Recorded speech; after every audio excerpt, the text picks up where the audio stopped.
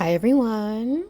Welcome to episode 4 of my On Freedom podcast. Today, we will be talking about the body is not a trend, it is our sacred vessel. And we'll be exploring some different themes throughout history, as well as connecting it to some of the things that we're seeing, particularly when it pertains to the size of our bodies, shapes of our bodies, that have been particularly disturbing to me recently. We've seen a trend in people taking different medications to shrink their body sizes. Some of these medications have had serious health impacts. And as someone who has spoken a little bit about my own journey with healing from body shame, healing from fatphobia that was projected onto me at such an early age, and now coming into my 30s, really having to unlearn and shed so much of the harmful, dehumanizing messaging I received so early on. These things have really been impacting me, the things that I have been seeing, the headlines I've been taking notice of with different people who we all know, right? Who we all know, who we all look up to. A lot of us do. And so this has been a really disturbing time for me. Those of us who grew up during the early 2000s, I was born in the mid-90s, so still a kid, right, in the early 2000s, and seeing all of the reality shows, Extreme Makeover, Body Edition, right, plastic surgery, LA. These really did a number on my self-esteem watching these things as a young child, right? Because reality TV was everywhere and we were so young consuming these messages. And so that's the focus of this podcast, my 4th episode of On Freedom. If you don't know who I am Marissa Price. I am a healing practitioner, helping sensitive, introverted, and or high-achieving Black women heal from traumatic experiences and come into our full authenticity, our full power, our full brilliance that a lot of people hate to see, right? And just realizing that that is not our problem, that's their problem. And so it has been a journey of me, as I said, of mine coming into body acceptance after all of the things I've experienced, right? And I have to say, as a Black girl growing up in all white, mostly white environments my entire life, now being in my 30s, seeing how much truly that shaped and warped my image of myself and what my body is supposed to look like. And if you've had a similar experience, let me know, right? Those of us who are Black girls growing up in all white school environments, mostly white school environments, we have this unrealistic image that we're told we have to attain to receive validation, right? And that can be a whole other podcast topic. The quest to constantly seek and being told that we have to secure this validation, particularly from boys, from men, in order to feel worthy, right? And so if this resonates, please let me know in the comments, because I know I'm not the only one who grew up in these types of environments that put this unrealistic expectation of what my body was supposed to look like, right? Things like the thigh gap was emphasized, having a flat stomach, like low-rise jeans, all of these things. And me at this age having to go back, right? Really go back to that time and like tell myself at that age, absolutely nothing is wrong with you. Because I realized, right, that I did not have this shame about my body. Other people did. Even like going through my past photos of myself as a child, right, as a young person, I was proud of my body. I've written on my Substack, which I'll link in the comments, of an experience that I had early on going into a Limited 2 store, which was one of the field trips that we had at my daycare, which was weird that we had a field trip to a clothing store, but I don't even know why that happened. But Limited 2, if you're familiar with it, it was this tween store, again, mostly white girls growing up in these types of environments, with one body shape and size. And so that was our field trip, right? And me being at a size in the body that I have right? Not being able to fit into these sizes, even though it was a field trip to this store. And what they didn't know is I had been practicing, okay? I had been practicing my runway walk up and down my hallway for a while, right? Having watched America's Next Top Model, again, that can be an entirely different episode. I had been practicing for this moment, and they were not going to push me out to the margins and tell me that I was not going to be in the space, right? So at that age, I was probably like 8 or 9. I found the stretchiest dress I could find within that limited to white store, and I stretched it right over my body, and I rocked the runway. Okay. And so this, even like reflecting back on my experiences, healing inner child wounds, in our inner child, right? There are so many things that we have experienced throughout our lives. So we have inner children. Thank you to Coach Yolanda for this term. It's really helped me envision myself at different stages throughout my life. And also realize, kind of like just like a Russian nesting doll, that's the image that's coming up. We are still all these versions of ourselves. The older that we get, the more understanding we develop of the world, right? We still have these inner children living within us. And so we can't separate ourselves from what we experienced, even things like body shame, because they still very much show up in our lives as adults. And so I wanted to say that too. But today I wanted to dive into a conversation that truly stretches across centuries. If we think about how deep body shame is, it runs deep, and it is tied to anti-Blackness. I have to say that. So it starts from the colonial stages of Europe to the Instagram, YouTube, TikTok feeds that we see today. The headlines that we have seen about Serena Williams sharing her journey with weight loss medication sparked something in me, right? It sparked so many feelings, right? Anger, sadness. This is the greatest of all time, right? So many of us have looked up to her, have seen her dominate the tennis court, seen so much backlash come her way when it comes to her body, right? When it comes to the way that she shows up unapologetically. And we've seen her continue to secure these awards, these acknowledgments, right? While encountering disrespect at every turn. And so to see Serena, right? This goddess, this beautiful, beautiful woman who so many of us look up to, become, right, a spokesperson for this weight loss medication. It was so deeply disturbing to me. It harmed my spirit when I saw it, right? As I shared, I am still very much healing from body shame, from feeling like my body has to look like a white woman's body. That's a simplification because bodies look like everything, I know, but being in these types of environments, these very white dominant environments, they tell us that we're supposed to look a different way, right? And part of healing for me has been telling myself, right, where I come from, where my ancestors come from, right? And it's so important to acknowledge that our bodies are not supposed to look like one way, right? And that gets into eugenics, which I would love to talk about in a future episode, that there's a standard way of a human being that we're supposed to be. Kind of an aside, but somewhat related. We see the physical fitness test in gym class in the US coming back, right? I guess they had been gone. They were very much in effect when I was in school.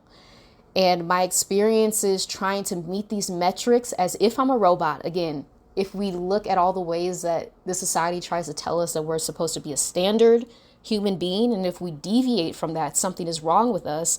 We don't deserve love. We're not worthy. Sometimes we don't even deserve to be here. That's the message we receive. It's really important to push back against that and recognize the root of that is often like eugenics, right?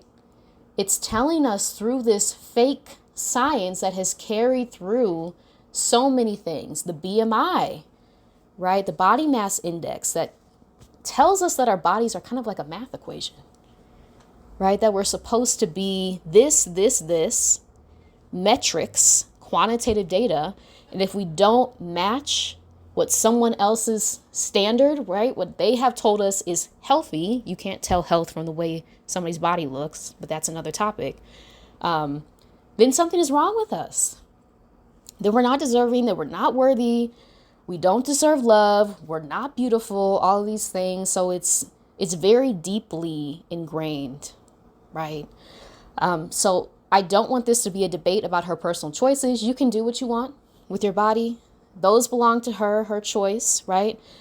But because of what this reveals, right, that even one of the greatest athletes in the world, the greatest, in my opinion, right, is still being told your body is not enough as it is.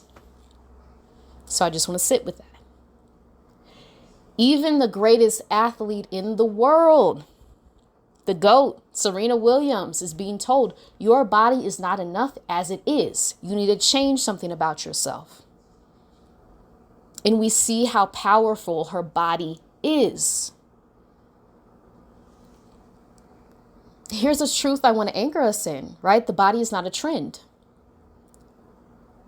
The body is not a trend. Your body, our bodies are sacred vessels.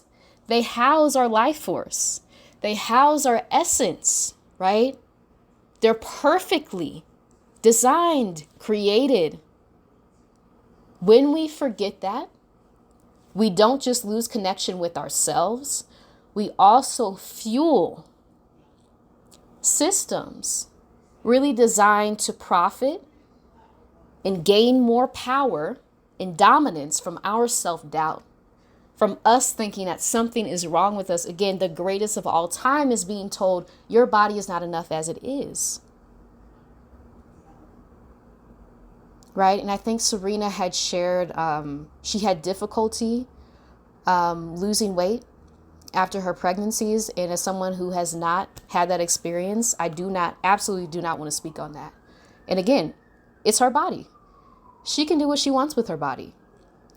But it is disturbing as we see this pattern of people little girls, right? All I can think about is myself as a little girl, looking up to someone like Serena Williams.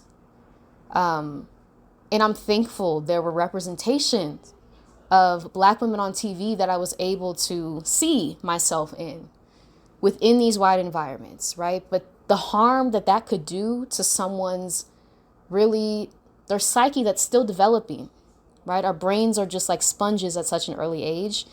To see the athlete, Serena Williams, representing, being a spokesperson for this weight loss medication, knowing, again, the stories that have come out, there are serious side effects to a lot of these things that are not being talked about enough. It's disturbing to me, right? So in this episode, we're going to journey together. We're going to really touch on the story of Saartjie Baartman, also known as Sarah Baartman. We'll get into her story as well. Some of you may be familiar with her story. To the culture Serena is navigating, right? Having compassion for Serena, as she said, battling kind of the body image issues that she experienced after her pregnancies, to the sacred practices that help us reclaim reverence for our bodies. So yes, thank you so much for joining me. Let's get into it. So Saartjie Baartman, right, in the late 1700s, a young woman named Saartjie Baartman was born in South Africa. She had a name. She had a family, a language, and a culture. All of these things. But in Europe, she was given another name. The Hottentot Venus. She was stripped from her home, paraded on stages in London and Paris as if she was something to be ogled at, right? Crowds paid money to gawk at her body. Her hips, her curves, her very flesh became a spectacle for other people to take in. for other people to parade around and to profit off of. Her body, her sacred vessel. Scientists and so-called intellectuals, again rooted in eugenics, dissected her existence, claiming her features were evidence of Black women's supposed inferiority, hypersexuality, or grotesqueness. We see the roots of this run so deep. We're talking about, this was in the late 1700s. We see this being carried through to 2025. And that's why, as a lover of history, it is so important for us to understand what has happened before us, right? That we're still seeing it continue. It may look slightly differently. It may show up in a different place, but the system has continued. The system of anti-Blackness, right? Misogynoir. These things are very real and at play. Saartjie was never seen as fully human. That has to be said. She was only seen as a body, as excess, as an object. Again, an object to be gawked at, to be ogled at, right? To be profited off of. Even after her death, her remains were displayed in European museums as though she were property, still something to be consumed. It wasn't until 2002 that her remains were finally returned to South Africa for burial. And you can see as I read through this, right, I'm angry, and I have every right to be. This is despicable, right? This is inhuman treatment that we are talking about, because people viewed Saartjie Baartman's body as an object, right? They didn't view her as a human being, as a sacred life force within a sacred body. They just viewed her body as something to dissect, something to study, something to take your magnifying glass out, right? And look up close as if she's not a human being. That's the roots that we're talking about when it comes to body image, fatphobia, right? Body shaming for Black women in particular, it has to be said. So why do we begin here? Because Saartjie's story is not just history. It is the foundation of how Black women's bodies have been treated for centuries, ridiculed, commodified, controlled, and yet endlessly copied and profited from. Right? Which we see everywhere. We see it. The ridicule mixed with the copying. From that ridicule she endured to the celebration of her same features today on bodies that are surgically or digitally altered, the through line is clear. Black women's bodies have always been trends to the outside world instead of sacred vessels in their own right. And that's why it's so important to connect what we're seeing to history. What is the trend? What is the system? How has it continued to present day so that we know what's going on? Again, Black women's bodies have always been trends to the outside world instead of sacred vessels in their own right that house our sacred energy, that house our life force, that is unique, that cannot be duplicated. That is what we're talking about. And so when I read the recent story, the press release about Serena Williams, who again, I look up to, right? The greatest of all time, sharing that she turned to weight loss medication after postpartum struggles. There was a familiar ache that I felt, again, having a rooting in Black studies, knowing the through line of what we're seeing. Serena is a woman whose body has carried her to 23 Grand Slam titles. I need to stop there. 23 Grand Slam titles. Serena's body housing her sacred life force, right? That cannot be duplicated, that people get so mad at. Her power. Her body that houses her sacred life force carried her to 23 Grand Slam titles. A body that has endured grueling training, I can't even imagine, injuries, childbirth twice. We know her first pregnancy, as she has talked about openly, was highly traumatic. Highly traumatic. And doctors were not trying to listen to her when she was experiencing complications. A body that has redefined what strength, power, and beauty look like, what we're told it should look like, again, within a white dominant society.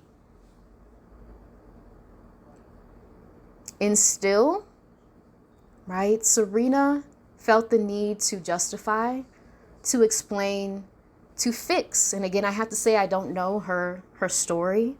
I don't know her personal struggles. In her body, she can do whatever she wants with her body. But it does have an impact culturally when we see the greatest of all time, this incredible athlete, incredible person, take this route, right? So this is absolutely not to shame Serena. I admire her honesty, right? In speaking out loud how she has struggled with her body image. And I also see how her story reflects the larger truth that no matter how accomplished, no matter how beautiful, no matter how powerful we are, Black women's bodies are still under a microscope. Similar to Saartjie Baartman in the 1700s, still judged, still told you're too much or you're not enough. And sometimes both, which can be extremely confusing. And really, I want to emphasize that that message is not new. It's truly centuries old.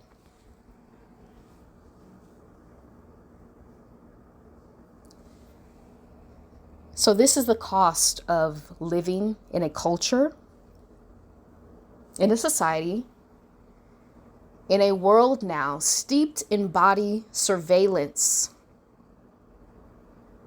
Surveillance is a key part of white supremacy. Diet culture tells us to shrink ourselves constantly, sometimes into oblivion, right? Keep shrinking. There is no stopping point. And those of you who have watched the Biggest Loser documentary, I haven't had a chance to see the whole thing, but we see the impacts of this, right? That there is no stopping point. There is no you're enough. There is no you're small enough. You're accepted, right? You finally get to this point. There is no, like that does not exist. Because the quest is really power. The quest is really dominion over our bodies so that other people outside of us, external to us, tell us how we're supposed to look, right? Something as surface level as how our bodies look. They want control over that at all times. Beauty culture tells us to reshape ourselves into the shape of the moment. Again, getting back to the theme of this podcast, your body is not a trend.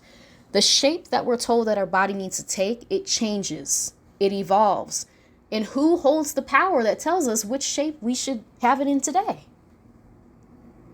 And is it acceptable?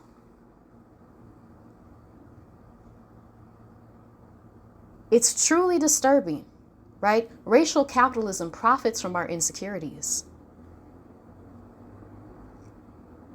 And anti-Blackness weaves it all together, telling Black women, we're too much. We're too curvy, right? Colorism, texturism, featureism at play as well. We're too visible. We take up too much space. And people don't like that. It's the same logic that Saartjie Baartman, right, that made her a spectacle in the 1700s, her sacred body. It's the same logic that makes Serena Williams' postpartum body a headline, right? People talking about her weight. That brings up a whole other topic. If you all grew up in the early 2000s, if you remember the tabloids, if you remember the headlines, the obsession with post-baby bodies, I could go on a whole tirade about that. What is a post-baby body? Our bodies, right? Those of us who can carry people, they change. Of course they change. What do you mean? They expand. The same way with aging. Our bodies change. Our bodies are not meant. They're not created to stay the same. It is through the teachings of eugenics, right, that tell us that there's a standard way that we should be idolizing youth, thinness, whiteness as the model of humanity. That's where these messages come from. It's the same logic that whispers to you and I both, if I could just fix this part of myself, maybe I'd finally be worthy. Maybe I'd finally be lovable. Maybe I'd finally be accepted if I could just fix this part of myself, and we become self-improvement projects. Our bodies, again, I have to emphasize, are sacred vessels that house our life force, our unique print, right? Our unique makeup, blueprint, cannot be replicated, cannot be duplicated, that has been housed within inside of this sacred vessel. Now we're picking ourselves apart, right? Because someone else who has positioned themselves in authority tells us that we need to change, we need to shape ourselves a different way, depending on which way the wind blows. And it leaves us on this constant quest of seeking external validation when our bodies are not a trend.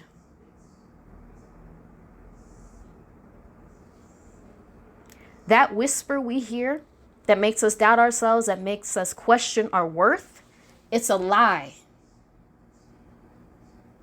It's a lie of oppressors, and it keeps us disconnected from the truth and the beauty inherently of who we are. When we doubt our worth, oppressors win.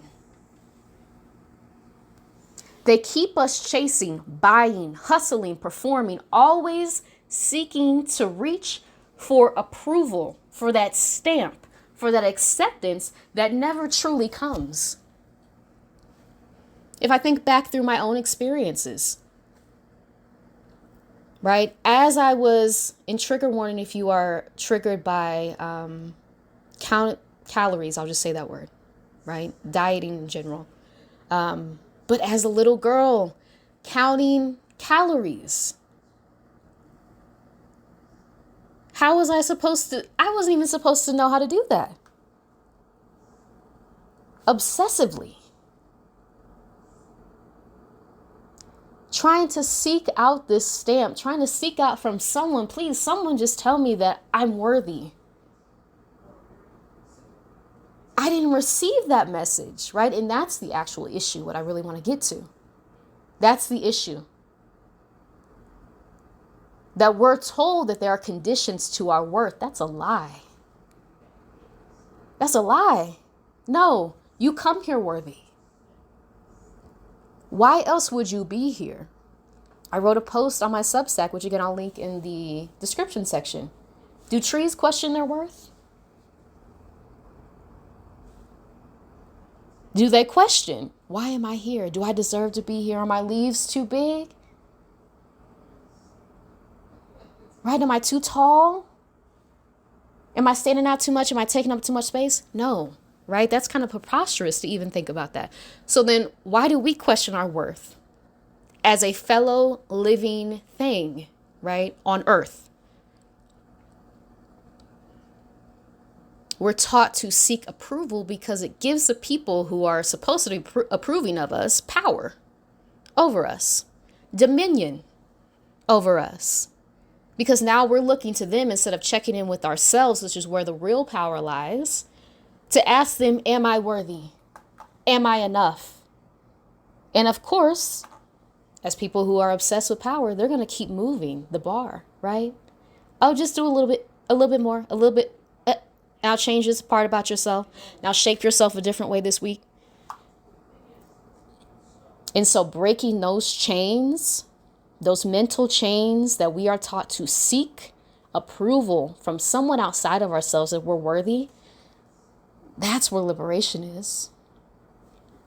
That's where it is.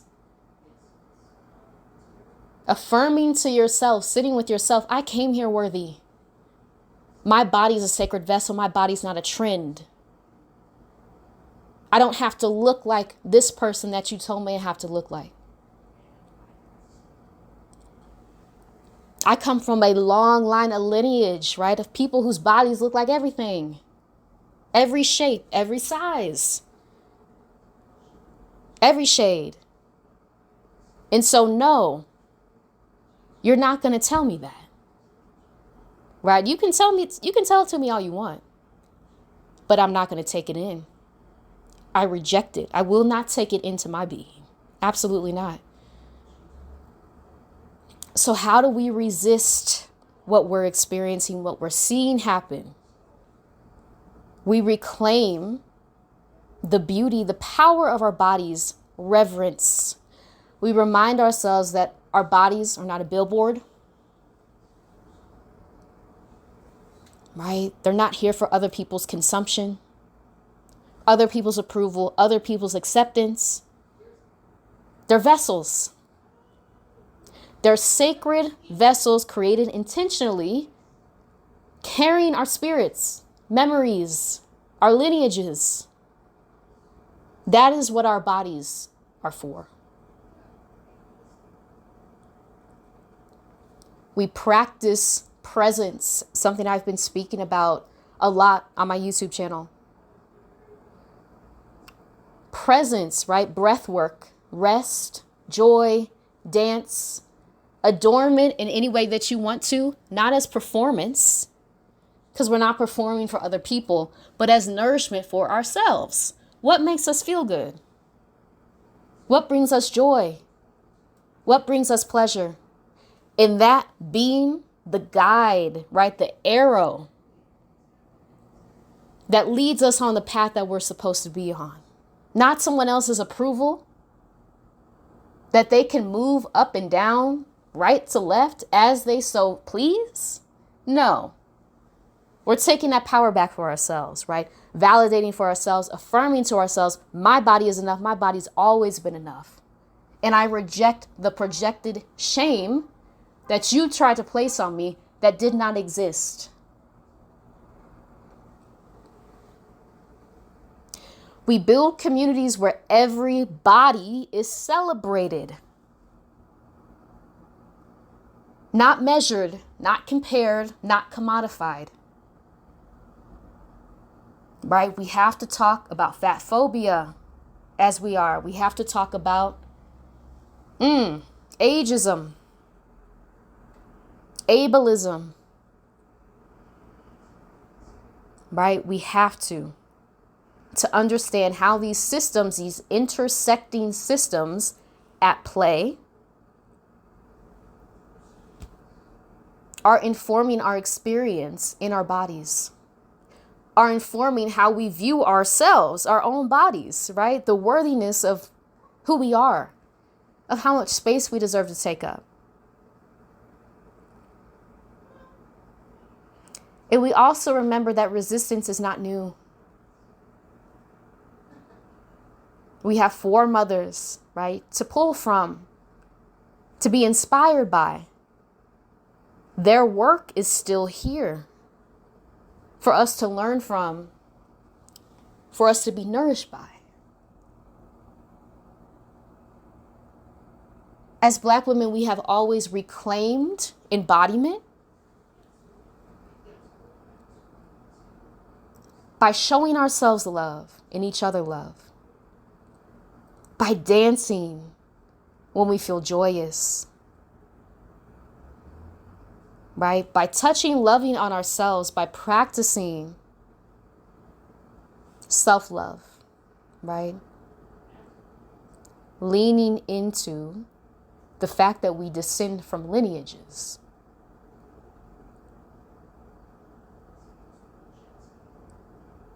It's so important. Incorporating joy, breath, movement, right? Dance is something that I love to do, and I've been exploring that again at this stage of my life. Again, after body shame, a lot of body shame tried to push me out. Once you have an understanding of how these systems operate, you're able to see the connecting points. If you tell yourself your own story, right? Scroll through your own experience on Earth, and you'll see the connecting points. How the different systems at play, the intersecting systems, and thank you to Kimberly Crenshaw for creating this term, intersectionality, where we see the different intersecting points and how they inform our experiences as Black women is so important. From Saartjie Baartman's, right, experience to Serena Williams' experience, as she has mentioned, her struggle with her body image. We have to understand how deeply rooted these things are and why it can feel so difficult to love your body. I know that that has been a journey for me. And I've had to reflect on why is that? It's been message after media image, right after family member message, compounding on top of each other for decades that I'm now having to shed. And so it's a process, right? And so if you're finding it difficult to love your body, to view your body as sacred, as a sacred vessel, housing your unique, intentionally designed, right, life force, you are here for a reason. It can be a process to get to that point because there's so many things at play, and not just in the past, but in the present. Every single day we are battling these systems that are telling us that we're not worthy, we're not deserving, we're not human. That's real. And so if it is a difficult process for you, know that you're not alone. A lot of us are on this journey. And so just want to send love to you if you're on this journey. I know it's not an easy one. But before we close, I want to invite you into a short reflection, right? Placing a hand on your body, your heart, your belly, whatever body part feels good, whatever feels safe. Take a slow breath in and out. Recognize the power of your breath. And if it feels comfortable, if you feel called to, whispering to yourself, my body is not a trend. My body is sacred. And just notice how that feels. Notice what shifts, even in the smallest way. In my group healing program, that is in its second week now, Regulate to Reclaim, this is the first thing that we started with in week 1, is awareness. Just noticing without judgment. And so this can be a practice, right? To notice what thoughts, what feelings come up, if different media images affect how you're feeling about your body, and then creating a filter for yourself that prioritizes your wellness, your well-being, your love for yourself, right? Even if no one else can see it, can you see it, right? And can you get into community with other people who can reflect that back to you? That's so important.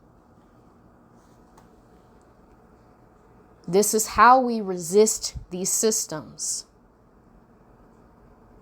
By refusing to let anyone reduce us to trends, to being viewed as a commodity. right? Something to inspect as the way Saartjie Baartman's experience was in the 1700s. By honoring the sacred vessel we have, right, that we're housed in, that is carrying us through this life experience. And so I want to thank you so much for listening to this, the fourth episode of my On Freedom podcast. Again, my name is Marissa Price. I am a healing practitioner. I am a digital business strategist helping sensitive, introverted, and or high-achieving Black women heal from traumatic experiences, come into our full power, our full brilliance, reawaken our voices, right, and share how we truly feel, because this society is intentionally trying to steal our voice at every turn, and we see it on overdrive these days. And so I want to thank you so much for journeying with me today. I would love to hear from you in the comments if you like to share how you are leaning into the fact that your body is sacred, how you're reclaiming self-love, or maybe even for the first time, loving your body, showing yourself grace, showing yourself compassion. Right? So please comment below if anything resonates as we learn together in community. I would love to read if anything really hit you today within this podcast episode. I know that this is kind of a different tone for me because it's something I'm very passionate about, something I would love to speak more about, especially when it comes to young girls, because this was me, right?